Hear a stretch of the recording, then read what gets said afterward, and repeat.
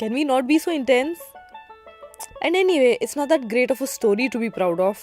Do you know about this world famous Kohinoor diamond? Do you know where it was then? Or where it is now? Where some people want it to be, or where it should be? Blah blah blah blah. If you don't know this complicated, funny story, get ready to be informed. So, the Kohinoor diamond. This diamond was mined in medieval times in Kollur mines in Andhra Pradesh's Guntur district. At one time, it was considered the largest diamond in the world. The diamond was originally owned by the Kakatiya dynasty, which had installed it in the temple of Hindu goddess Azharai. Legends say that there has been a curse on this diamond which allows only goddesses and females to wear it. This diamond is a traveler. This piece of wealth has traveled across the medieval Central Asia and modern era quite a lot. It was in Andhra for a while, then it went to Delhi for a visit.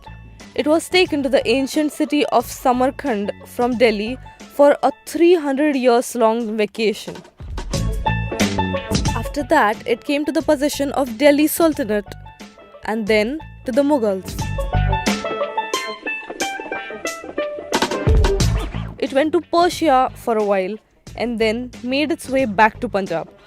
From there, it was taken to the East India Company to Lahore.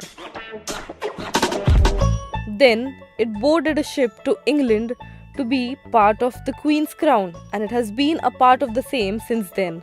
Our great nation asked the British numerous times for the return of the diamond, which they refused with a smile. But the funny part now is, a petition has been filed for the return of the diamond and it is filed in Lahore. Yes, now the Pakistanis want it. I think we'll start asking Pakistan to return it once they get it. Just like kids asking their pencils back to their classmates, which they'll never get anyway. So this is the story of where it was then and where it is now, and where some people want it to be and where it should be.